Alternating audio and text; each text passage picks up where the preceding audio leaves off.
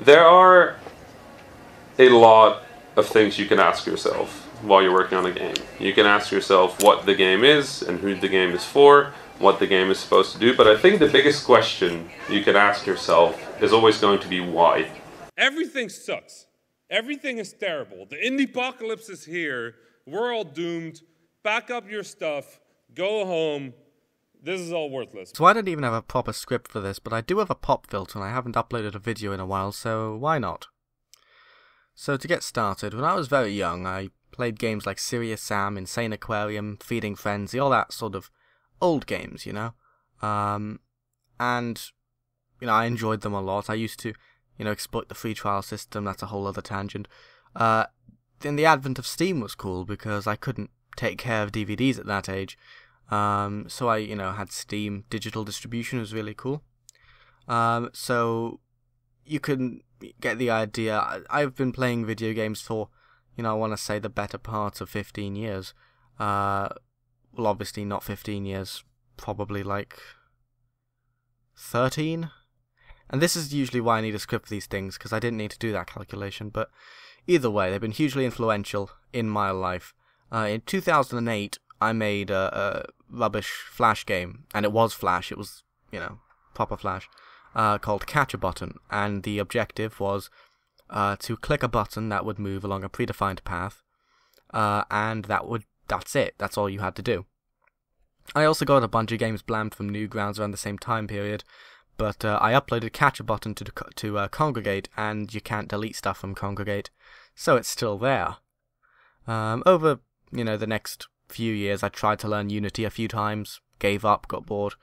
I picked up a Godot and, you know, got really into that, made a few things, and that was really exciting because I always wanted to make video games, obviously since, you know, 2008. But at some point I sort of decided that it was too naive or too childish, and for a while I wanted to be a software engineer because that was proper and serious and dignified. Not like a silly video game developer, which is a child's dream. But obviously that's, you know, not the case. I'm proper video games man now. I haven't... Nah. But the point is, why should you make indie games? And the answer is that you kinda shouldn't. It's not paid well, the hours are bad, it's really luck-based, and it's a lot of people's dream job, so it's super competitive.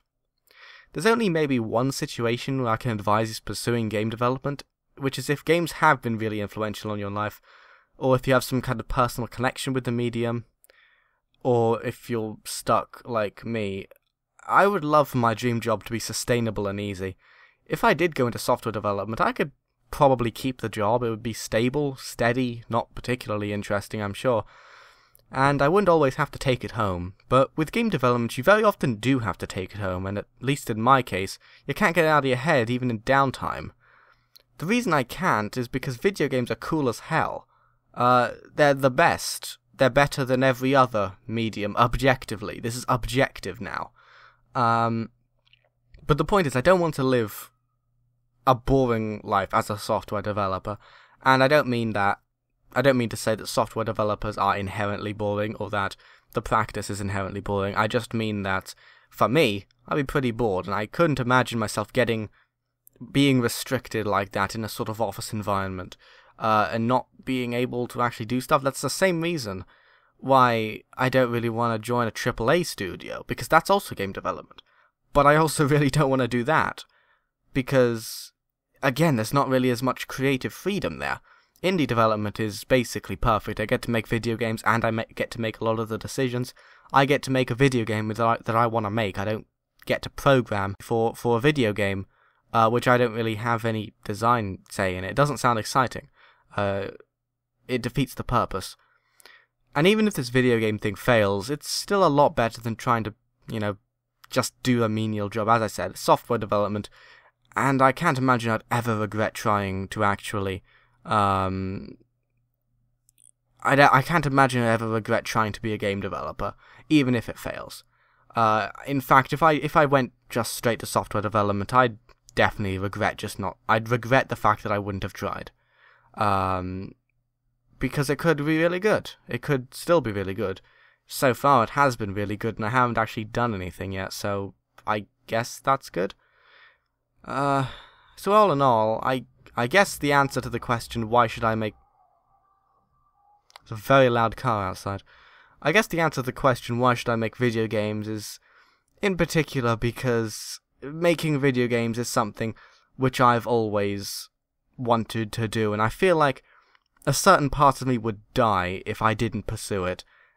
Since, as I said, 2008, that's 9 years ago now, when I made, presumably, my first video game. I don't know if it actually was. Presumably it was. And that's a long time, especially since I was, 8 then. So yeah, why make video games? Well, it's because you're like me, you're stuck with your dream job happens to be slightly more accessible than other dream jobs that other people have. And, basically that then. I'm sorry that this wasn't a great video. I haven't had so many ideas. I've been working out the story for Massacres, but this is bordering on the update video territory, so don't get too far into it. But I will, yes, I'll be talking about the story, hopefully in a few days' time. In the meantime, stay tuned for more of that, and also rambly video essay-like things. I don't really say anything, but, there's a funny clip of Rami Ismail at the beginning saying that everything's terrible, so maybe it'll be okay. Thanks for watching.